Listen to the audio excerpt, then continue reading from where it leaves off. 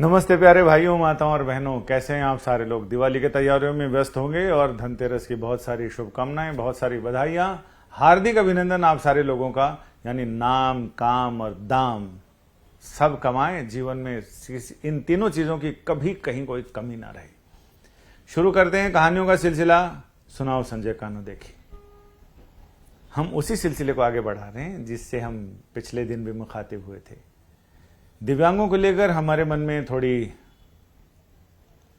दूसरे तरह की फीलिंग होती है और एक दूसरी फीलिंग है मिस कॉल को लेकर। आज की कहानी हमारी मिस कॉल पर आधारित है। कॉल तो हम सभी करते हैं, कॉल मैच्योर हो जाए तो काम बन जाता है, लेकिन कई बार मिस कॉल भी काम बना देते हैं। और मिस कॉल ऐसे जो जिंदगी बना दें, ऐसे मिस कॉल कभी कभी होते हैं। आमतौर से मिस कॉल के बाद आदमी छोड़ देता है या फिर कॉल बैक करता है, लेकिन कई बार ऐसा होता है कि मिस कॉल के साथ ही जिंदगी एक अलग रंग में, अलग ढंग में ढल जाती है। कुछ ऐसे ही किस्से हम आपको सुना रहे हैं। जब कॉल किसी और आदमी को किया था, किसी और काम से किया था, लेकिन ऊपर वाले को कुछ और मंजूर हो तो मिस कॉल भी सेट कॉल बन जाता है। और कैसे मिस कॉल से जिंदगी सेट होती है। आप सोचिए कि रांची की रहने वाली एक युवती झारखंड किसी को कॉल करती है और वो कॉल जाके मिलता है बिहार के सुपौल में, कोसी के किनारे रहने वाले। स्वर्ण रेखा से कोसी तक की यात्रा है। वो कॉल वहां जाके मिलता है। मिस कॉल है, पहले वो काट देती है, फिर दोबारा कॉल जाता है, कॉल वहीं जाता है। कई बार ऐसा होता कि जिंदगी हमें जहां कॉल करती है हमें वहीं जाना पड़ता, चाहे हम चाहें या ना चाहें। यही इस युवती के साथ हुआ। युवती का नाम गौरी और उसका कॉल जाके लगता है सुपौल के बिस्बिट्टी नाम के गांव के मुकेश को। मिस कॉल पे ही बातचीत शुरू हो जाती है। मुझे कई मेरे दोस्त कहते हैं कि तुम यार गलत कॉल पे भी कितनी देर बात करते रहते हो।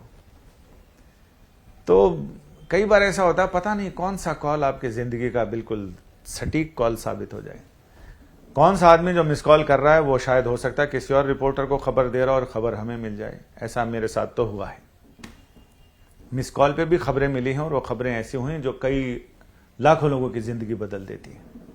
लेकिन यहां लाखों लोगों की नहीं, एक आदमी की जिंदगी जरूर बदली है, लेकिन उससे बाकी कई हजारों लाखों लोगों को प्रेरणा मिलती है। दिव्यांगों के प्रति हमारे नजरिए में बदलाव आता है। अब वो गौरी कॉल करती है मुकेश को और बातचीत शुरू होती है। वो सोचती है कि मैंने जिस आदमी को फोन मिला है उसी से बातचीत हो रही है, लेकिन बाद में पता चलता है कि वो मुकेश दोनों पैरों से विकलांग है। बातचीत ऐसी बढ़िया होती है कि मामला सेट हो जाता है। और सेट ये हुआ कि उसकी बातचीत से गौरी इतनी प्रभावित होती है, फिर बातचीत का सिलसिला चल निकलता है। तो धीरे धीरे चीजें धीरे धीरे होती है। धीरे धीरे हो जाएगा प्यार, क्या है लाइन हो, धीरे धीरे हो जाएगा प्यार बलिए। तो ऐसा ही धीरे धीरे मुकेश और गौरी की जिंदगी में भी हुआ। और आखिर में गौरी ने एक दिन मुकेश से विवाह का प्रस्ताव रख दिया। स्वयंवर जैसी स्थिति है। कुछ ही विवाह हैं जो लोगों को सदियों तक याद रहते हैं। राम सीता का विवाह, धनुष भंग के बाद स्वयंवर। या फिर नारद जी जहां गए थे स्वयंवर करने, नारद जी का मुंह भगवान ने, इसलिए कि उनको मोह ना हो जाए, इसलिए उन्होंने उसका मुंह बंदर का बना दिया, हरि। और संस्कृत में हरि का मतलब विष्णु भी होता है और हरि का मतलब बंदर भी होता है। तो ये श्लेष अलंकार है इसमें।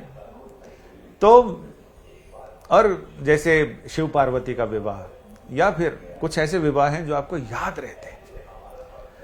अब ये भी कुछ वैसा ही मामला है। ये साहब पैरों से विकलांग और लड़की ने कहा कि मैं तुमसे शादी करना चाहती हूं। उस समय तक किसी को नहीं पता कि किसकी क्या स्थिति है। मुकेश ने कहा कि मेरे से शादी करके जिंदगी में तुम्हें क्या मिलेगा, मैं दोनों पैरों से विकलांग हूं, मैं दिव्यांग हूं, मैं चल नहीं सकता। उसने कहा कोई बात नहीं, मैं तुम्हारे साथ रहूंगी और हम साथ साथ चलेंगे। संग अच्छदंग संग वददंग संगो मनान से जानता, वेद की ऋचा है। और फिर साहब 550 किलोमीटर की दूरी तय करके वो रेलगाड़ी से अपने भाई के साथ सुपौल बिस्बिट्टी पहुंचती है। भाई ने देखा कि ये किसको पसंद किया इसने, उसने कहा वापस चल, इससे नहीं ब्याह करना। इसने कहा नहीं, मैं तो इसी से करूंगी। सावित्री सत्यवान टाइप का मामला हो गया। जिस समय सावित्री को पता चला कि सत्यवान का जीवन बहुत कम है, फिर भी उसने कहा मैं इसी से शादी करूंगी, और वहीं शादी हुई। और वहां दोनों परिवारों की नाराजगी के बावजूद दोनों ने कोर्ट में विवाह किया, और कोर्ट की शादी अब तक चल रही है। उसने ये कहा कि कोई बात नहीं, तुम पैर से नहीं चल सकते, मैं चल सकती हूं, तुम दिमाग से तो चल सकते हो ना। दिमाग चलता है, बिल्कुल सही। पैरों से चलने की कोई बाधा हमारे जीवन में आड़े नहीं आएगी, और जीवन सही चल रहा है। लिहाजा बहुत सारी चीजें इसको कहते हैं भाग्य, और भाग्य के साथ ये कर्म दोनों का सुखद संजोग है। सिर्फ यही मामला नहीं, बिहार का एक और मामला है। समस्तीपुर के पास एक छोटा सा स्टेशन आता, उजियारपुर। उजियारपुर नाम लेते ऐसा लगता है जैसे उजियारा सा आ गया। और वहीं बरौनी है।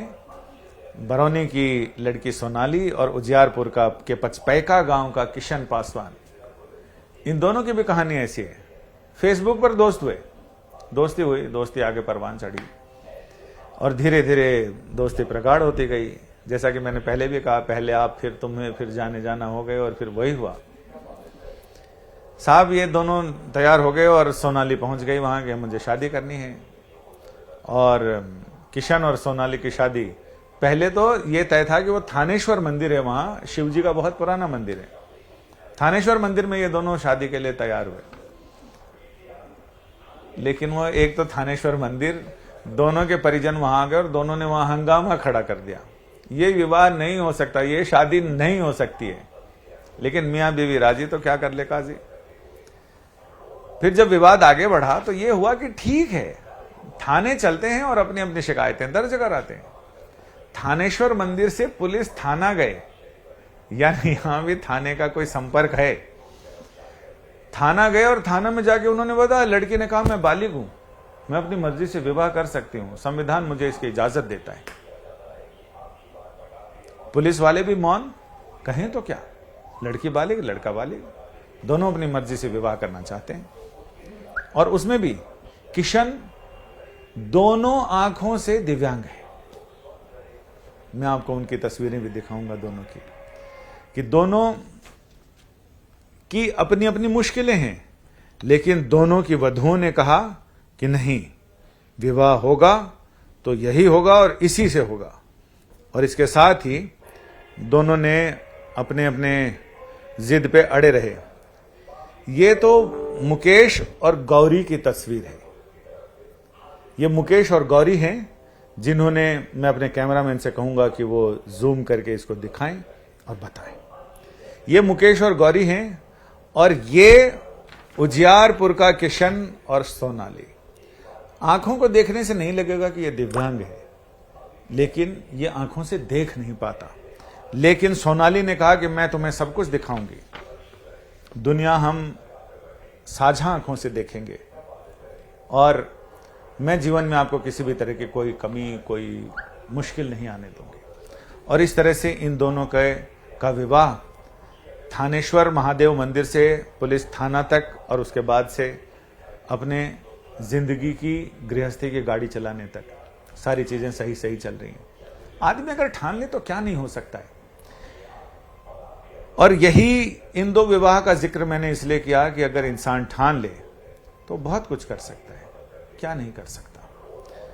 और यही संदेश आपको देना चाह रहा था, मैं यही बताना चाह रहा था कि अपन अगर जीवन में ठान लें तो कुछ भी हो सकता है। और यही इन विवाहों का, इन लोगों को शायद पता भी नहीं होगा कि ये इस तरह के विवाह करके, इस तरह की पहल करके कितना बड़ा संदेश आने वाली पीढ़ी को दे रहे हैं। और ये बता रहे हैं कि जब आदमी प्यार में पड़ता है तो वो कुछ भी नहीं देखता। इसलिए किसी ने कहा है कि आप प्रेम और समझदारी, बुद्धि दोनों का इस्तेमाल एक साथ नहीं कर सकते। जब प्रेम होता है तो ये दिमागी खटपट, हलचल, ये सारी चीजें बंद हो जाती हैं। सिर्फ आदमी प्रेम करता है। और यही इस कहानी का आउटकम है, यही मोरल ऑफ द स्टोरी यही है कि जब आप प्रेम करते हैं तो आप ये सब चीजें नहीं देखते। प्रेमचंद ने भी कहा था कि जब आदमी प्रेम में पड़ता है तो आदमी उसके अवगुण नहीं देख पाता, वो बाद में पता चलता है। और इसीलिए लोग कहते हैं कि हमारी आंखें वही लोग खोलते हैं जिन पर हम आंख मूंद कर विश्वास करते हैं। आपकी जिंदगी में बहुत सारे ऐसे किस्से आएंगे, मेरी जिंदगी में भी आए, बाद में पता चलता है। आंवले का स्वाद और बुजुर्गों की बात, इसका पता बाद में चलता है, टाइम पे नहीं चलता। अब हम जाते जाते बात करते हैं, हमारा पिछला एपिसोड भी इसी प्रेम विवाह पे था कि दिव्यांग युवती ने कैसे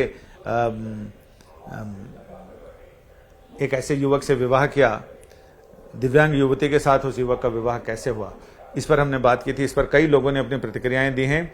जयराम गुप्ता साहब लिखते हैं, संजय सर आपकी भाषा शैली पर नियंत्रण बहुत ही उम्दा है। थैंक यू जयराम जी, बहुत शुक्रिया, बहुत धन्यवाद आपका। और सोमराज राजपुरोहित ने लिखा है, बहुत अच्छा निर्णय सर, जिसमें दिव्यांग भी मन में हीन भावना नहीं रखे। सर पुरुष प्रधान देश है, नियम कितने भी बना लो, ये लालच देकर ही कुछ बदलाव कर सकते। नहीं, ऐसा नहीं। ये जो पुरस्कार और ये सारी चीजें जो मध्य प्रदेश सरकार ने शुरू की, वो तो बाद में शुरू की, पहले तो विवाह हुआ। इसलिए लालच का कोई मतलब नहीं। लालच, धर्म परिवर्तन लालच देके कराया जा सकता है, लेकिन विवाह जैसी चीज तो नितांत निजी है। ये तो दो लोगों की आपसी सोच पर निर्भर करता है। वाई सो सीरियस इन्होंने लिखा, और दिव्यांग युवक का क्या, उसके लिए कोई योजना नहीं है क्या? साहब, ये विवाह करने पर सरकार ने योजना बनाई है, इसमें दिव्यांग युवक युवती की बात नहीं है। जब विवाह होता है तो उस समय सरकार वो देती है। लेकिन आपका ये सुझाव बढ़िया है कि दिव्यांग युवक अगर किसी पूर्णांग युवती से विवाह करे तो उस समय क्या होना चाहिए, ये सारा तो उस पर निर्भर करता है। और बिल्कुल ये सरकारों को सोचना चाहिए इस पे। और बालकिशन ने लिखा, बालकिशन शर्मा जी ये लिखते हैं, भगवान उस जोड़ी को खुश रखे। जी आपकी दुआएं, आप सब लोगों की दुआएं उनके साथ रहेंगी। और अख्तर अली लिखते हैं, सर आपका कहानी बहुत अच्छा लगता है, लेकिन आप बीच में जो गायब हो जाते हैं ना, वो अच्छा नहीं लगता है। तो अख्तर अली साहब, मैं भी फिर 3 दिन के लिए गायब हो रहा हूँ, चूँकि मजबूरियाँ रहती हैं। मुझे कुछ ऐसे शूट पे जाना पड़ता है जहाँ पर सिग्नल का प्रॉब्लम होता है, जिससे कि मैं सारी चीज़ें नहीं कर पाता। अभी मैं फिर 3-4 दिन के लिए गायब होने वाला हूँ। तो आप लोगों को पहले एक क्षमा याचना करता हूँ कि मैं जब दिल्ली आऊँगा तो फिर कहानियों का सिलसिला शुरू होगा। और अनिल शर्मा जी लिखते हैं, पटाखे तो चलेंगे। जी हाँ बिल्कुल, लेकिन आप ग्रीन पटाखे चलाइए तो आपको भी आनंद आएगा और बाकी लोगों को भी, उनकी सेहत पे कोई असर नहीं पड़ेगा। तो वो भी ज़्यादा अच्छा, अगर ग्रीन पटाखे मिल जाएं तो वो चलाएं। वैसे दियों का त्योहार है, रोशनी का त्योहार है, तो रोशनी और दियों से आप बनाएं। और पटाखे, ग्रीन पटाखे मिल जाएं तो चलाएं, क्योंकि पर्यावरणविद भी यही कहते हैं, कोर्ट भी यही कह रहा है, एनजीटी भी यही कह रहा है। और जो लोग आपके पटाखों के आनंद की परेशानी, उनसे भी समझिए, जो दमे के शिकार हैं, दमे के मरीज हैं, तो उन लोगों की परेशानी हमें समझना चाहिए। और उसी का नाम है कि हमदर्दी, या जिनको हम कहते हैं संवेदनशीलता।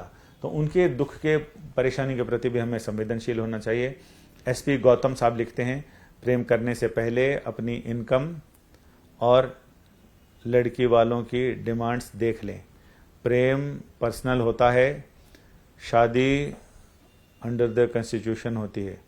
वो ठीक है, लेकिन कॉन्स्टिट्यूशन वहाँ कुछ भी वो नहीं करता। जब आदमी प्रेम में पड़ जाता है तो उस समय उसको ना संविधान ध्यान आता है, ना अपनी आर्थिक स्थिति ध्यान आती है, ना अपनी शारीरिक स्थिति ध्यान आती है। वो तो लैला मजनू टाइप का मामला है। मौलाना साहब नमाज पढ़ रहे थे और मजनू सामने से गुजर रहा था। मौलाना साहब ने कहा, मैं अल्लाह की इबादत में था, तुम सामने से गुजर रहे थे। उन्होंने कहा, अरे मैं तो लैला की इबादत में था, लैला के प्रेम में था, मुझे पता ही नहीं चला कि मेरे रास्ते में कौन आ रहा है। आप अल्लाह की इबादत में थे, फिर भी आपको पता चल गया कि मैं जा रहा हूं। तो आप देखो कि किसका प्रेम ज्यादा कामयाब है, या किसका प्रेम में ज्यादा ताकत है। तो अब ये अनसेज वर्ड ये लिख रहे हैं, अब यार दूसरे राज्य के लोगों को 5 लाख दो ना। अब ठीक है, ये उन लोगों की बातें हैं। काजल राय ने हाई लिखा है, और बाकी कई सारे लोग हैं जिन्होंने अपनी अपनी भावनाएं इमोजी के जरिए व्यक्त की हैं। तो आप लोग जरूर सजेशन देते रहिए, सुझाव देते रहिए, हमें ये बताते रहिए कि हम अपने कार्यक्रम में और क्या ऐसी चीज दिखाएं जिसको आप ज्यादा पसंद करते हैं। तो हम वो उन चीजों को भी इंक्लूड करेंगे और कोशिश करेंगे कि ये कार्यक्रम आपके लिए बहुत ज्यादा रोचक, बहुत ज्यादा जानकारी परक और आपके लिए उपयोगी हो। नमस्ते।